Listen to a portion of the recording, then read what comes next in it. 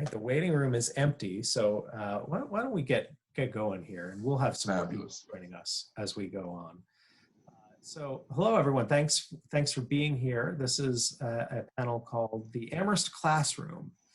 We're joined by Professor Austin Sarrett and 3 current Amherst students, all of whom have been students of Professor Sarrett. I hope that some of you have been to some of our other panels and will be at a few more of our panels as we go through this week. But I'll say at the top that this one, at the request of Professor Sarrett, will run a little bit differently. So in this one, we're going to allow you to show your video and to unmute yourself at appropriate times. This will be a fully interactive conversation. It's going to be our best attempt at recreating some of the magic that happens in the classrooms here at Amherst. So if you are interested in being a part of this lively classroom conversation, you can indicate as such by turning on your video. If you'd rather be more of a lurker, if you'd rather kind of stay in the background and just kind of watch as it goes, you can do that as well. Also, we will, you have the ability today to unmute yourself, and we're going to mostly keep folks muted to try to keep out the background noise and so that we can hear folks. And if you have something to contribute or Professor Sarrett calls on you, feel free to unmute yourself and you'll be able to chime on into the conversation. It's really great to see all of you. Hi, everybody. So maybe first I'll introduce myself, which I haven't done yet. My name is Matt McGinn. I'm the Dean of Admission and Financial Aid here at Amherst College. It's really terrific to be here with all of you. Actually, if I look out my window, one of the wonderful things of living in a small college town and a residential liberal arts college environment, I can actually see Professor Sarrett's house out my window. So, hi, Professor Sarrett. Hey, Matt. You'll get bonus points a little bit later if you can identify the virtual background that Professor Sarrett is using. We'll get to that in a little while. I chose this one because it kind of is my fantasy imagining of what the inside of Donald Trump's apartment in Trump Tower looks like. We do have a lot of gold today in the background for Professor Sarrett. If you have any questions or concerns or thoughts, feel free to send them to me as the moderator of this panel through the chat function, which you can find down at the bottom of your Zoom. I know that some of you have submitted questions ahead of time for Professor Sarrett and the students, and we are going to hold those until the end.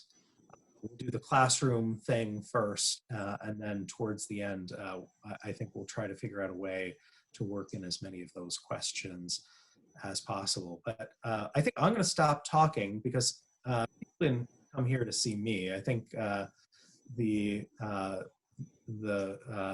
you'd really like to get in this classroom environment, but I am going to award a gold star and some bonus points to one of you who has correctly guessed private in the chat what is behind Professor Sarrett. Liliana correctly guessed that is the portrait of Emily Dickinson.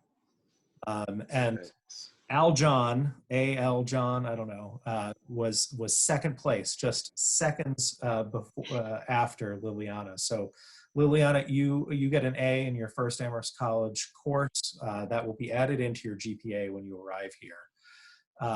Without further ado, I turn it over to Professor Sarrett.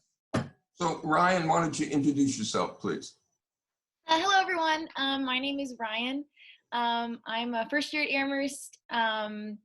I am currently a research assistant for Professor Sarrett, doing work for the Joe Biden campaign, and I'm from outside of DC in Cherry Chase, Maryland. Jeremy?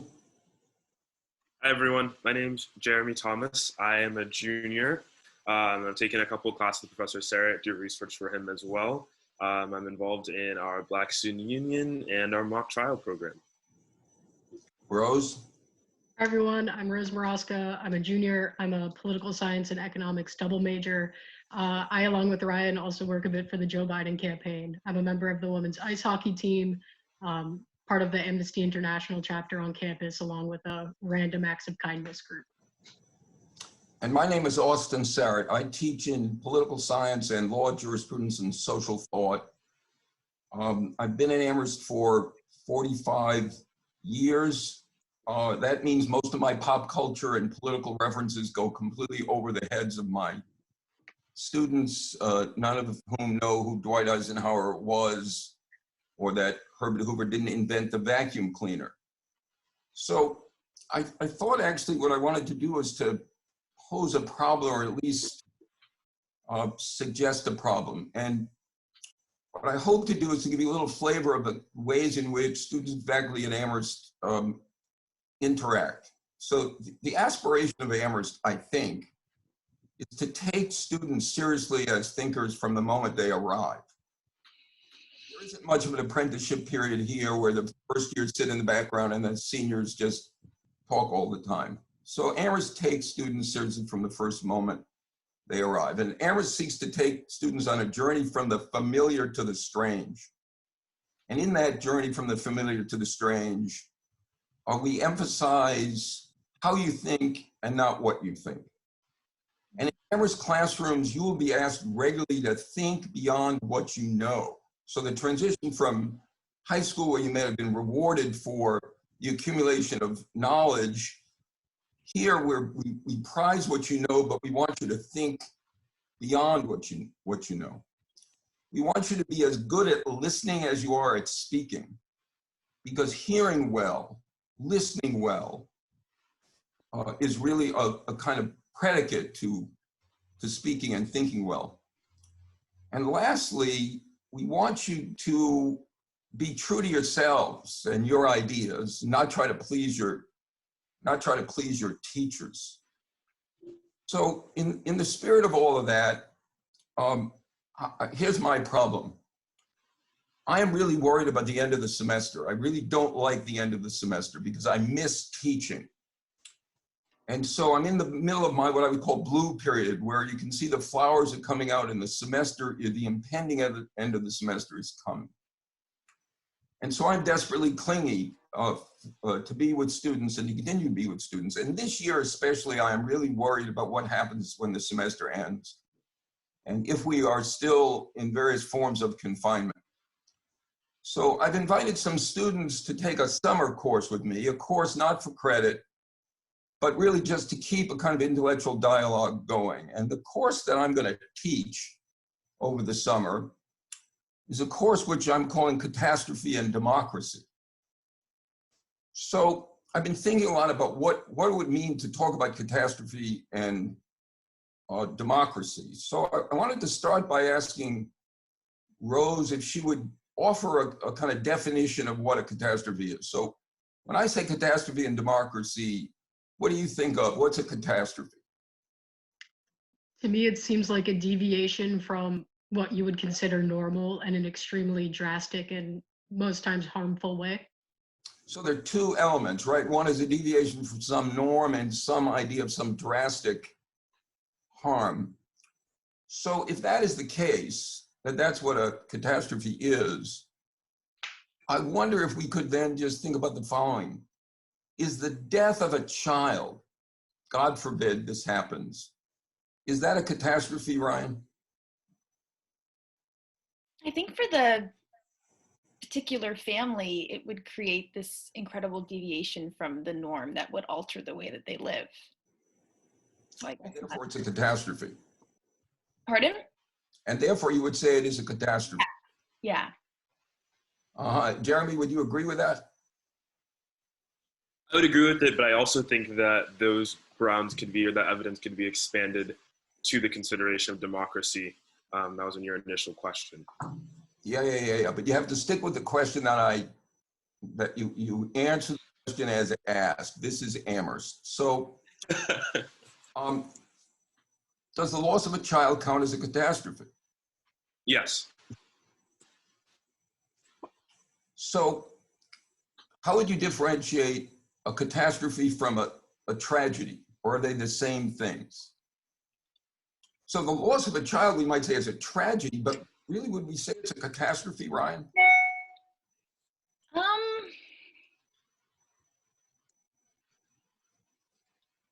I guess I'm thinking that a tragedy, I guess you could think of a tragedy as I don't know, the catastrophe as, tragedy is the sort of, catastrophe is your umbrella, and tragedy is like something that results from a catastrophe.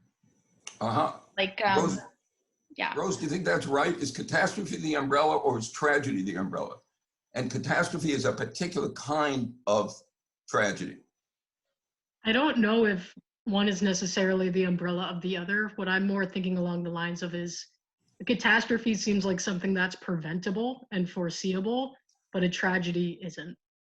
It's unexpected. And a catastrophe is foreseeable and preventable.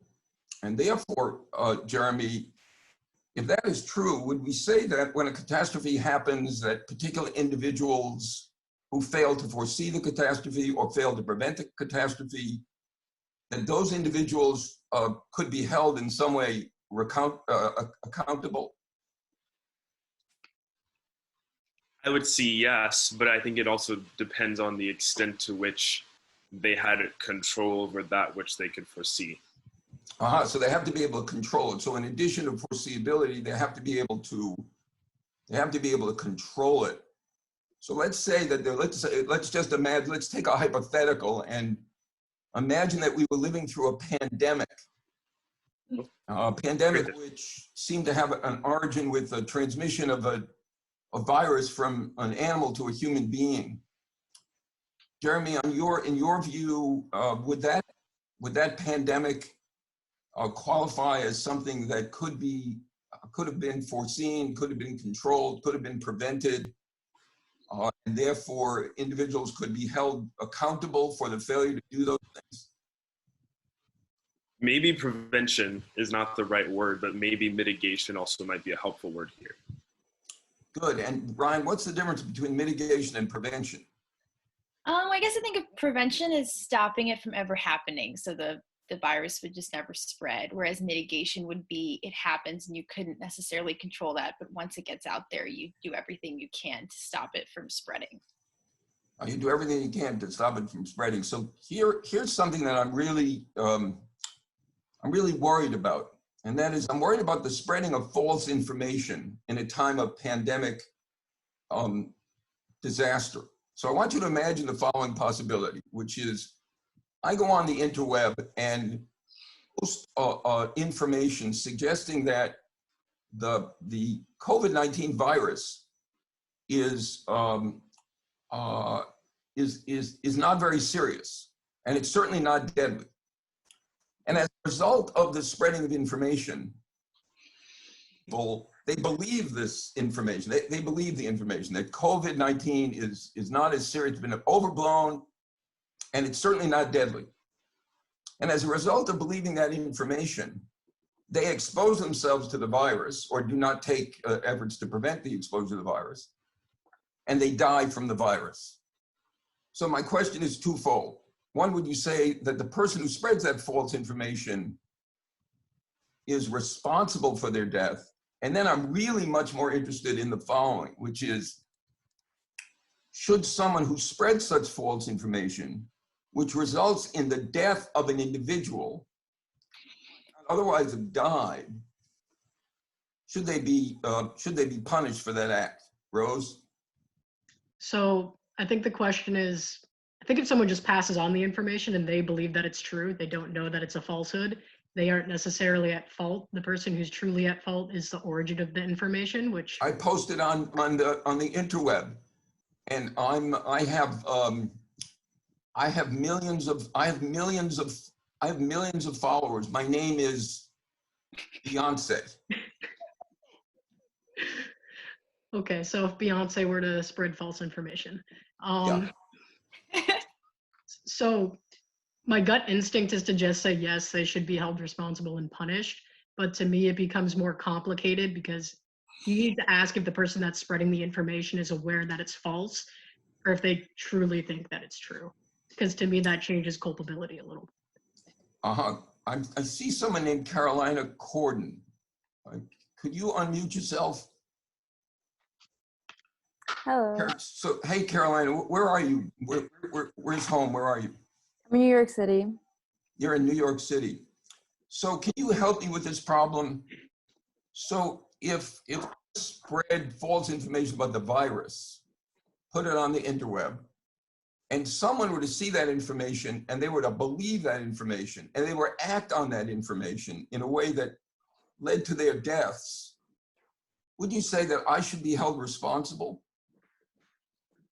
I mean, I think I agree with what Rose said, that it depends if you knew the truth or not. Because if you did know that the coronavirus was like deadly, then, and like you still urge people to go out and like act as if everything was normal, then you should be held accountable because you did know the truth. But if you didn't, then like, where did you get the idea from? Like, where did you get the idea that the epidemic was, that the coronavirus wasn't deadly, and then lead from there? Fabulous. Would you punish or hold accountable the spreading of false information? Don't go away, Carolina, come back. Would you punish or hold accountable people who spread false information in non-pandemic or non-crisis times? Because there is some idea of the marketplace of ideas which welcomes all ideas, including ideas which are false.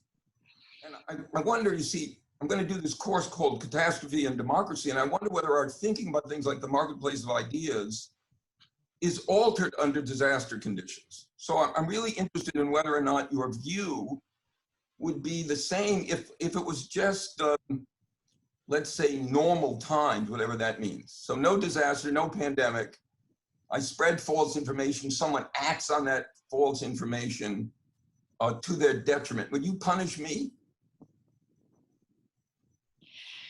By the way, may I just say, your response is probably the most important thing that you can understand about Amherst, because your silence in the presence of that question is a lot of what liberal arts education is about. It's not to make students feel badly, but it is to give students, remember what I said, an opportunity to think beyond what they know. So Amherst faculty love those moments of silence when the smartest, most talented, most creative, most inventive students take a moment to think, because that means they're being right. They're being stretched a little bit. Mm-hmm. Carolina, I'm killing a lot of time for you. Could you please give me the answer now? I think it's a very hard question. I mean, yes. Blame is just a very hard question. Like, who gets to carry that, and like who that's put upon? Good. Blame is a hard question. I loved your answer, right? You said blame is a hard question. Who it gets put on, that's brilliant. But I was really interested in the idea of carrying blame. What does it mean to carry blame? And when that happens, and what does it mean? And whether there's synonyms for carrying blame, like guilt. So, Dan, I see you are unmuted and you are visible to me. So I wonder whether you could help me with this problem. So it's pandemic conditions. I spread false information. Someone believes it and acts to their detriment. Would you hold me accountable and punish me?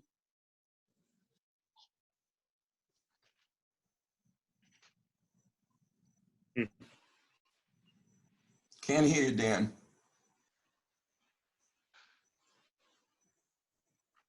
All right, we're gonna come back. I'm gonna come back to Dan.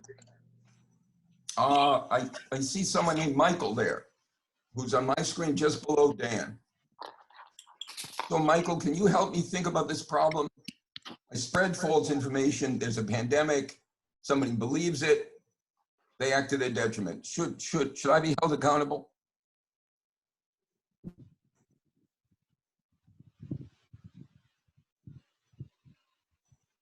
Again, I'm having trouble hearing, Michael. Can't hear. Okay, then we're going to go on. Liliana, are you there? Could you unmute yourself?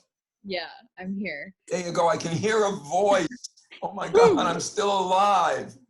I think it kind of depends on, well, if we want to talk about legally, I think it depends on if it was targeted towards a specific person. So No, I just posted. I don't know who's going to believe it. I'm just out there saying what I think because I believe in the First Amendment. I believe that I should be able to say what I think. And I should be able to say what I think, even if it turns out that what I think is not true. then you're fine. As long as there's not a specific type of like martial law or anything, it's not a direct, it's not a direct threat to someone's safety. It's not like yelling fire in a building. It's not a direct infringement. I mean, to say you couldn't do it is a direct infringement on someone's right, but it is morally wrong and it is like awful and you definitely should not do it, but it's not, and you are kind of morally in charge of their death, but there's no precedent saying that you absolutely cannot do that. Okay, so what you've just done is you violated like a cardinal rule of life at Amherst College, which is you've operated as if I asked you a knowledge question, right? You're giving me First Amendment doctrine. Well, I don't think that First Amendment doctrine actually covers this situation. So I want to know, and by the way, could you give me a succinct explanation of what you mean? Like this is a moral problem, but not a legal problem? Well, if you're not directly saying to one person, if you're just putting it out there, like coronavirus is fine. If you're just so if I put a bomb in a building, and I'm not targeting anyone, I don't care. I just blow up the building, then I'm good? No, that's not exactly what I meant. But if you're posting it on Facebook and it's something completely wrong, I mean, legally you're probably fine, but no. Should I be fine? Am I fine? Should I be fine? I'm not asking you this question like what does the Supreme Court say? You should not be fine. I should not be fine. If you truly believe that the coronavirus, I mean, I guess it goes back to what you believe, but no, you're completely at blame for someone. Should be held accountable. Yeah. And then my question, I'm going to ask the same question a minute ago, which is, would your view of this be different if it was not, we weren't talking about a pandemic, we're just talking about regular old life where I post false things and people believe them and act to their detriment? Should I be held accountable for that? I think it depends on the outcome. What outcome? If it's something as detrimental as death or a serious illness, then you should definitely be held accountable. But if it's something like this movie's in movie theaters when it's not in movie theaters, and you make someone go to the movies even though it's not there, that's a little different than causing someone's actual death.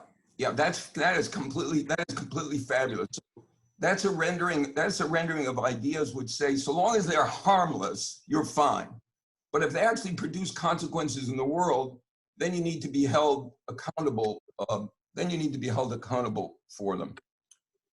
Okay, that's great. May I just ask you one other question? Students, may I just ask you one other question about this problem I'm having about thinking about the relationship between catastrophe and democracy. So maybe this is an easier question or less problematic question.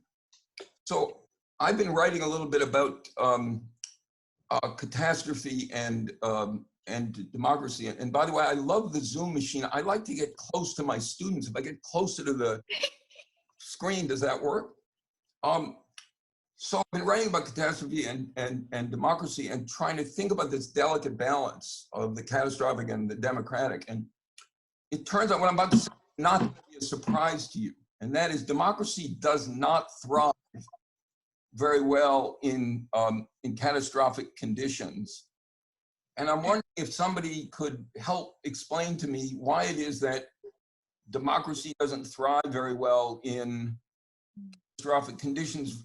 There's someone named Vanessa. Hi, Hey, Vanessa, how are you? Where are you? I'm in Orange County, California. Oh, in godforsaken California. How are you doing out there? All right, just staying inside. Okay, so could you help me understand why it is that democratic politics tends not to thrive in catastrophic times? Well, it's hard to create like resolute decisions when there's so many cooks in the kitchen, I think. Like we're waiting on Congress to pass these laws. And I understand there's a lot of problems with how they're going to make decisions, but sometimes a unitary government is more helpful in catastrophic times. Good, right. So in catastrophic conditions, we don't have a lot of time to fool around. We don't have a lot of time for the conflict of interest, the play of interest. In Madison in Federalist 10 said, we're worried about the problem of factions. So we don't have time for factions. We need decisive leadership.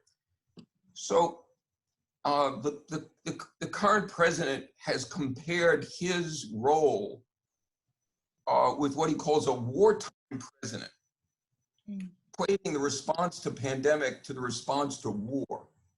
I wonder whether you think that is a persuasive, hold on one second, I need help here. Is it an analogy, Ryan? Yeah, I think it's an analogy. Okay, good. So Ryan thinks that this is an analogy. So Vanessa, would you say it's a persuasive analogy to say that the president's behavior in pandemic is like the president's behavior in war? Well, the general public is under a direct assault of some sort. Yes. Like this disease is creating problems for people. And Yes. I think it has changed our industry to something like wartime. It's definitely unprecedented. So it's hard to compare it to wartime. So like his rule in this area. What is the work that you think, Dan, are you able to speak to me again? What is Yes. There we go. Dan is here. Woo! Everybody give Dan a hand. Let's go. Thank you. I'm just interested in this analogy, and what work do you think, why do you think that a president would compare the role in pandemic to the role in war? Why do you think a president would do that? Well, I think there are a lot of similarities. While war and pandemic are extremely different, kind of as just things in general, I think for the people living in the country, it's similar. Like if we were going through war and our soil was being attacked, I would probably similarly be spending a lot more time in my house, not going out as much, living generally more in fear than I would otherwise. And now it's similar. I spend a lot more time indoors. I'm, definitely actively worried about the virus and especially contracting it. Like if I contract it, giving it to my parents or other older immunocompromised people. So I think in that sense, it would be very similar, at least for the grand majority of people. Good. And may I just say that's a wonderful answer, but not a very suspicious one. So that's probably why the analogy is used, right? This is like war. We're all under threat. But I'm interested in the way the language is used, catastrophic conditions, and the way in which analogies are drawn, metaphors are produced. Suspend our suspicions, right, Liliana? Because one of the ways in which people react to disaster is they want certainty. They want the sense that actually there is a repertoire of well-known responses to what seems to be this unprecedented thing. So if you're in an Amherst classroom, a social science classroom, a humanities classroom, even a classroom in STEM, you'll be asked to think very carefully about the way language is used, the way things are expressed. You'll be asked to think suspiciously, if you will, or better yet, critically about the metaphors that are the metaphors that are used. So I want to stop. You guys have been wonderful helping me think about this summer course that I'm going to try to do on catastrophe and democracy, and you really have helped me. I think these are really, really vexing problems. What is the difference between a catastrophe and a tragedy? How is the idea of catastrophe used to mobilize human sentiment in such a way that we suspend our disbelief? Are things that we would accept in ordinary times, like the spreading of false information, that in catastrophic times we don't accept at all? So you've really set me up. I mean, you know, it's not great to be locked away 24 hours a day, but you've really got me even more excited about the possibility of teaching this class. And by the way, that is characteristic of what happens in an Amherst classroom, that the reactions of students and the questions of students and their understandings really propel and excite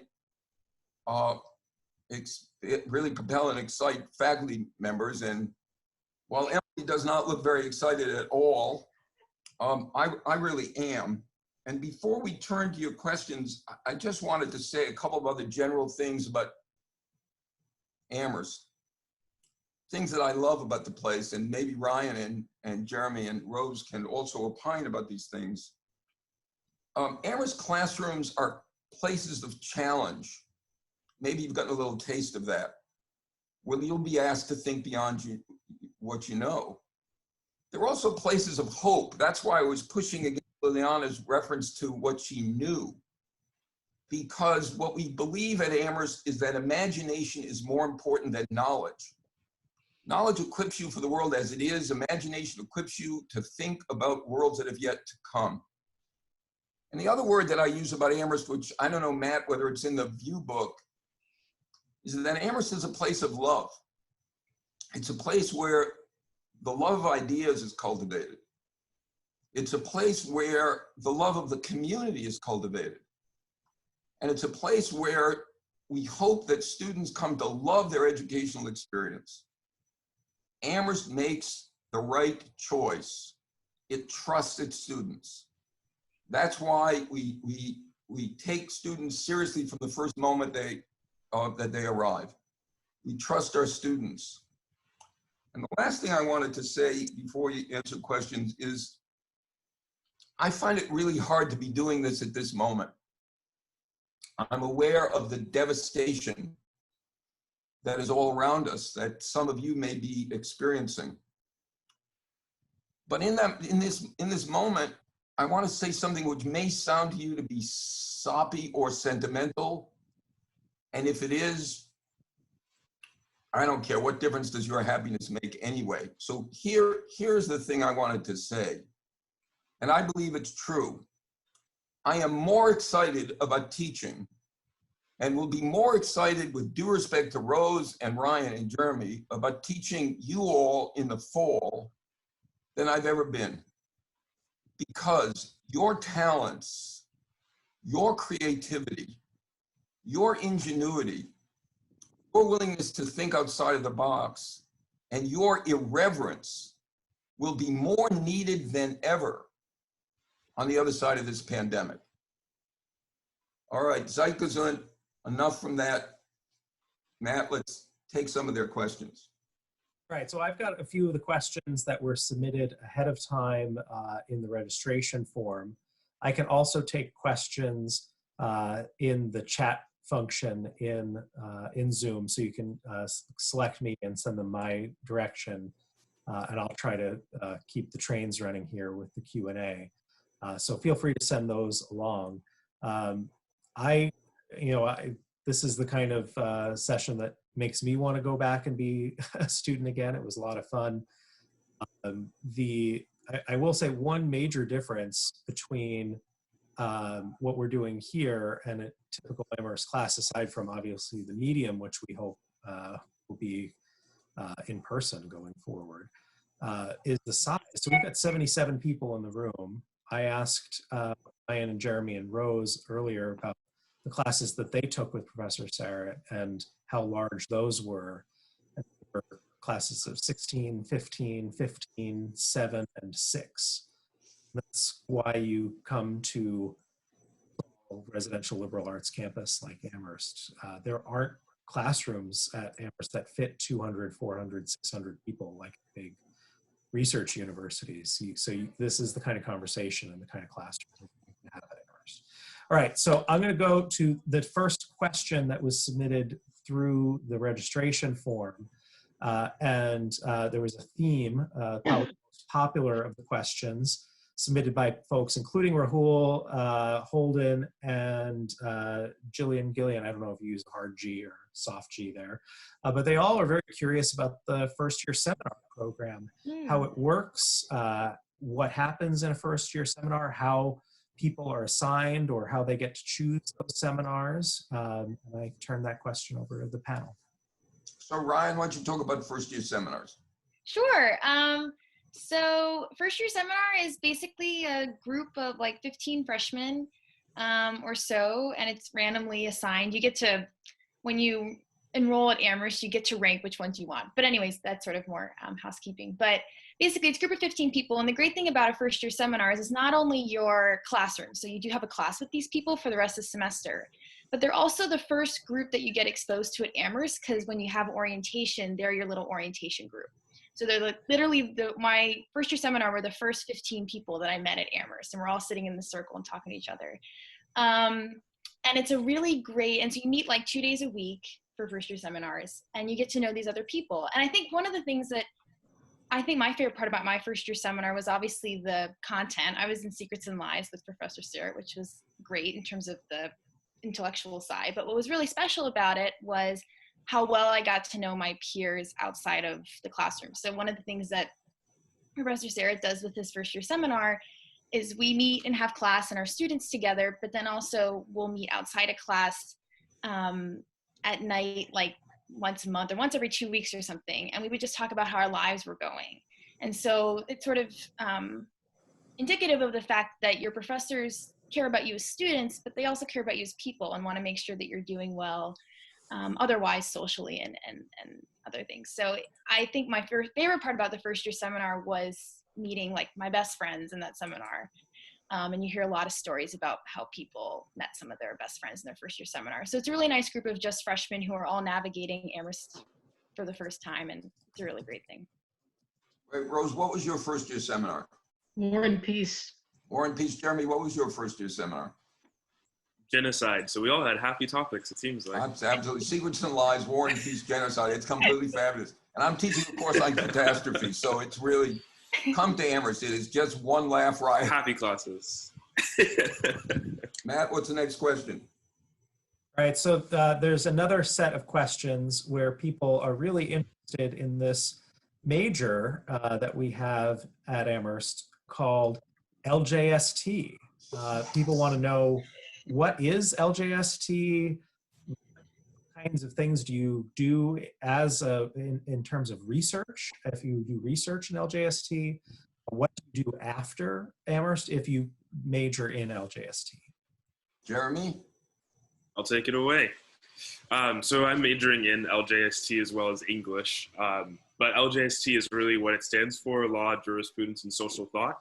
And so the classes, I would say, pretty generally span that whole gamut. So you have classes like Professor Sarah, he teaches Secrets and Lies, he teaches America's Death Penalty, he teaches Politics and Punishment. Is that the name of the course? I'm messing it up. But you have other professors who teach classes like legal institutions, legal theory, you have law and war, you have like law and literature. There are just a bunch of different courses that span that umbrella. But I think most generally, what it's trying to do is give you a sense of the law as a field of undergraduate study, as opposed to graduate school, like going to law school. And so I think my personal understanding of it is just thinking about the ways that law shapes our lives, down to like language, pop culture, obviously like the government, philosophy, and all those sorts of things. What can you do post-grad? I think LJST is I think I would put it on par with like an English degree, which makes my choice of majors redundant. But I think I'm saying that to say that on par. On par as an equal? On par as in equally received. I think it's Okay. one of those things that you can take it and do whatever you want with it. It's not going to sort of like shoehorn you in the same way that a STEM degree might. Like, it's not going to be like a major in biology where people are going to expect you to know like X, Y, and Z about different molecules and the way cells work, et cetera, et cetera. Like, I have friends who've majored in LJST who do everything from like working at a company that develops like rockets and missiles to people who work at like Goldman Sachs, for example. So you have like the whole range of things there. I hope that's a satisfactory answer, Professor Sarrett, as the chair. Can I just say, that's a great answer. So LJST seeks to examine the way in which legal institutions combine and bring together moral argument. Liliana made a reference to the connection between law and morality. Legal institutions bring together a moral argument, distinctive ways of interpreting texts with what we call the social organization of force and violence. At the end of the day, law is different from literature, because at the end of the day, the argument about what the meaning of law is results in the letting loose of the force of the state. So that's what LGST is. It is an interdisciplinary major. It's sitting in the humanities and social sciences. Students don't need LGST to go to law school. The best major for law school is physics. It's not LGST or math. Whatever it is that will get students to think rigorously about solving problems, that's going to equip you to go to law school. What LGST does is to equip students to go to heaven. Matt, you have another question? That's like a mic drop moment there. All right. Yeah, well, absolutely. I mean, you know, I was going to break into song and start singing "I'm in Heaven," but as I started with, you know, none of my students would have any idea what I was doing. So I have a question in the chat from Rob. And so here today we have both students who are looking to be incoming first-year students, who obviously the first-year seminar program is designed for, but also students who would be coming in as transfer students. We have a fabulous group of transfer students each year. So Rob wants to know if he's transferring in as a first semester sophomore, can he do one of these awesome first-year seminars, or what does academics look like for a transfer student as they begin? Transfer students really thrive here, and we love transfer students. We actually have a first-year seminar specifically designed for transfer students. And what we do in the first-year seminars is, in addition to the content, as Ryan referred to it, we do a lot of work on writing and developing your writing skills. We do work on developing your speaking skills. Can you say an English sentence without using the word "like" as a modifier after every word? And we do a lot of work on the development of critical reasoning skills. So those very same things are available in the transfer the transfer first year seminar. And it's a first year in the sense, not freshman, because most of transfers are obviously coming in further along, but a first year in the sense of the first year at Amherst. And the first year seminar is like a whole orientation to the kind of intellectual lives that you will be experiencing when you come to Amherst, whether you are a transferred student or whether you are a first year student. Maxime would love to hear more about student research and how that works at Amherst and what people's experiences have been and what people do. Rose is very well equipped to answer that question, Rose. All right, I'll take it. So I've had the chance to work as a research assistant for a couple of professors now at Amherst. The tasks can range from being clerical work to actually going and finding resources for professors and reading them and processing them for them. And then this summer, I actually have the chance to be a research assistant with Professor Sarrett, and we will be actually digging into a substantive research question, and then as a group writing a journal article. So I think there's a lot of great chances to develop different skills in the research field that will be helpful later on in life and in college.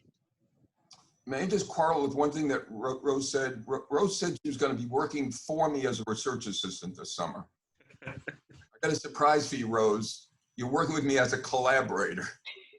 So one of the things that's possible at Amherst, Jeremy can talk about this as well, is that faculty and students, yes, there are research assistant positions, but there's a real emphasis here on getting students the opportunity to do serious research really kind of very early.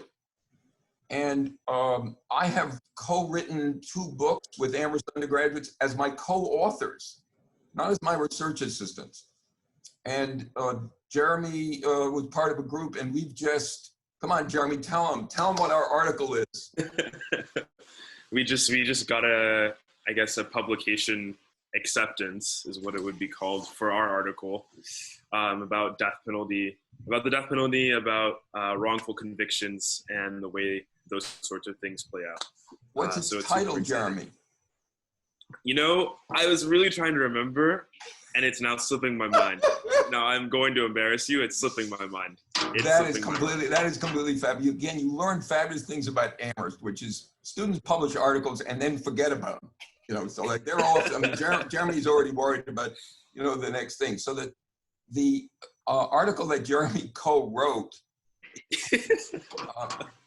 innocence is not enough, the public representation of death row exonerations. And I'm 72 years old, and I remember things more than you do, Jeremy. Yes. Matt, what's the next question? All right. So folks are aware that there's the 5 College Consortium.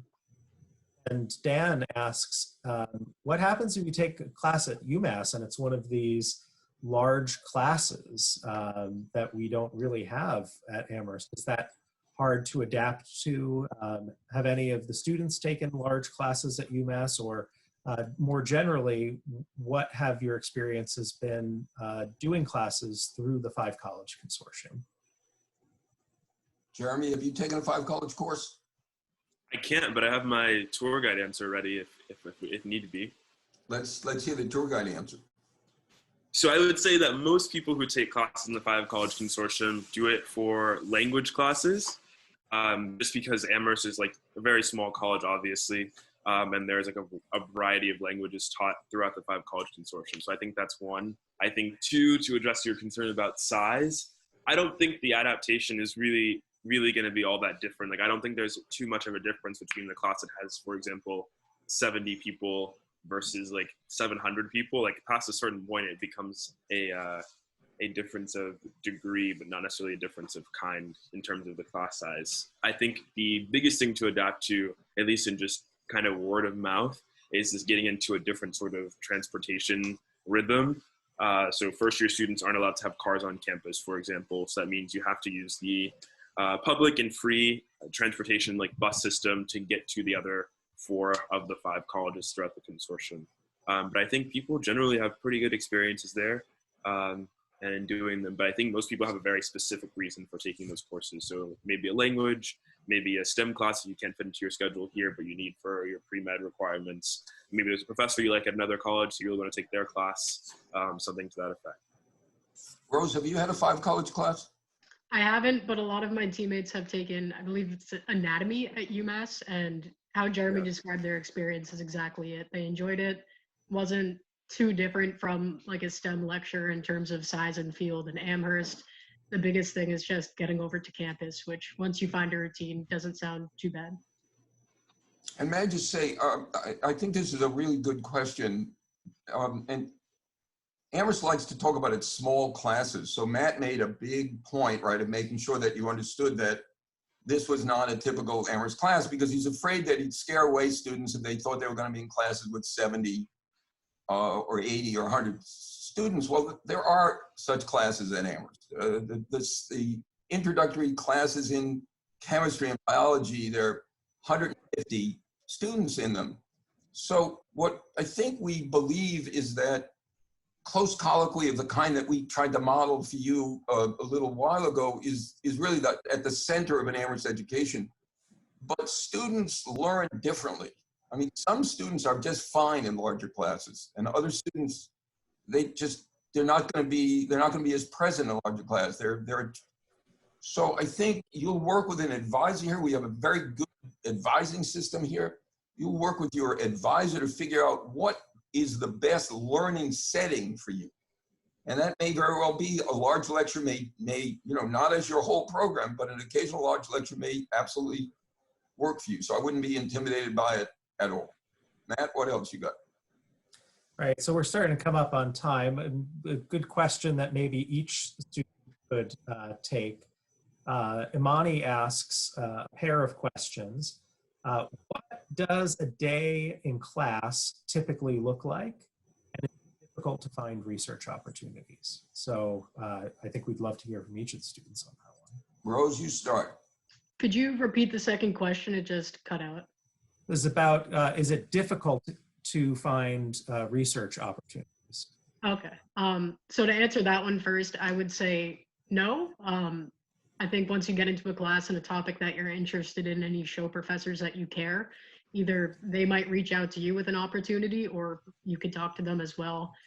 My first research position, one of my teammates actually knew I was interested in a topic and helped me connect with the professor that they were working for. So I think, as Professor Sarah was saying, professors at Amherst really value student work and working with students and interacting with them. So it's not too much of a challenge to find anything in that regard. And then a typical day in class, was that the other question? Yep, okay. So that's a little bit of a trickier question to answer because I don't think there is necessarily a typical day. It's gonna depend what class you're taking, how many people are in it, what the topic is. So my econ classes are sometimes discussion-based, sometimes lecture. And of course, STEM students are taking labs. So I think there's a diversity of ways to learn. And that's one of the best parts about Amherst. Ryan, typical day in class. Yeah, I don't have too much to add. I think Rose is right that there's a diverse way that sort of professors go about doing their classes. Professor Sarah's class is what you just did every single day. I have a problem, which is awesome. And I think other teachers are also very discussion based. So students are really doing the majority of the talking. But like Rose said, there's other classes where you just walk in and you have a lecture. Like my intro to psychology class is lecture primarily. So there's a range. Jeremy? Yeah, I just would echo what Rose and Ryan have said. I've done research, I think, for 3 professors. I started doing research my second semester of my first year. The first one, I reached out to a professor. The second one, the professor reached out to me. And the third one with Professor Sarah, it was a mixture, I guess, kind of both. It was like we did it as a part of or an extension of the course.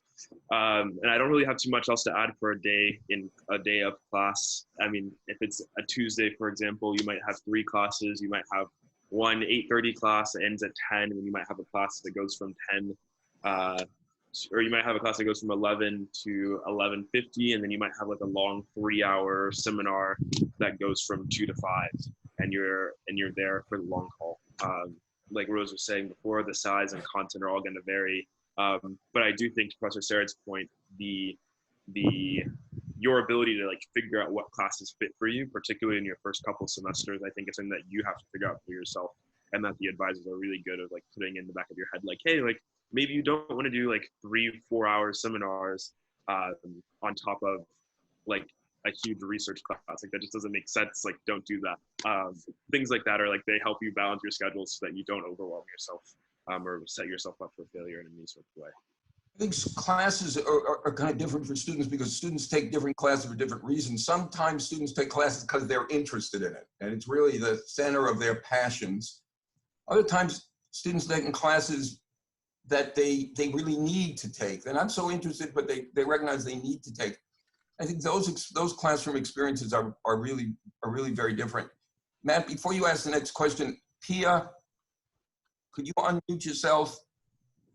Come on, unmute yourself, Pia. How are you? Hello. How you I'm doing? good. How are you?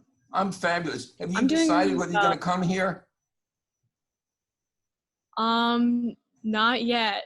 Okay. Like 14 days left, but I'm leaning towards it. So. All right. Well, we hope we haven't discouraged you. Oh no, no, not at all. The opposite. Okay, Matt, you have another question? Yeah, and this will be the last one. And the last question goes to the person who correctly identified Professor Sarrett's virtual background. It's Emily Dickinson in her bedroom, famous portrait in Johnson Chapel here. And when you all do get to campus, I encourage you to go check out the Emily Dickinson Museum, which Amherst College runs, and it's a place where many students work and also do research there. Emily Dickinson's actual papers and all that kind of stuff, pretty cool objects. But Liliana got it first, and she asks, what would be the one piece of advice or information that first years should know and don't usually know before they come in? Ryan? I would say one thing, well, my biggest piece of advice that I don't think is totally second nature is to go out of your way to learn the names of the staff, like the staff in the cafeteria or any sort of staff that you're a custodian on your dorm floor. It really makes a difference if you're developing relationships with those people. And I think that's something that can get overlooked. So. Jeremy? I think this is going to sound like ridiculous almost, but I just would like to say that like college is not high school. And so whatever high school has been like for you, I can guarantee you that wherever you end up at college, and hopefully it's Amherst, it's not going to be at all the same as high schools. So maybe, I don't know, like for example, like I came from a high school that was very, very, you have a very specific type of people. You have the type of people who like, you take a test and you want to see like what class rank everyone has after it. And so I do think coming into like wherever you are with like the most open mind possible and like doing things that you might not have done in high school and exposing yourself to new things and meeting new people and taking new risks is all a part of growing and learning as a person. And I do think that'll make you enjoy your first year a whole lot more if you don't come into it sort of just like recapitulating old habits. Rose? Yeah, I would echo that exactly. Have confidence in yourself and branch out and try to figure out what you're actually interested in, because Amherst is just such a place of opportunity. There are so many things to explore and people to meet. Don't pigeonhole yourself to stay with the first 3 people you talk to on campus if you don't have things in common with them. Could I just say, Matt, before you close, I want to express a special word of thanks to someone I don't know that most of these students know, and that is to Matt McCann's fabulous colleague, Kate Zolkers. Amherst is filled with people who are deeply passionate about what they do. They kind of model the kind of character that we should all exemplify. And Kate Zolkers, who is the Dean of Admission here, is really a gem. And I want to thank her for all that she does. The other thing is, I wanted to ask students a favor, and that is, I would really be grateful if you would email me. My email is adsarrett@amherst.edu. If you have questions or just to let me know what you're thinking about in terms of your college process.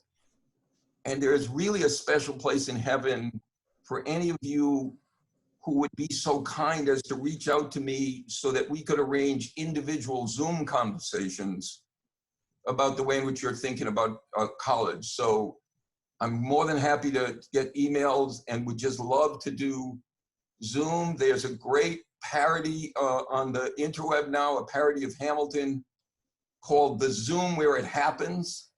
And so I love Zoom and would be happy to Zoom with you as well.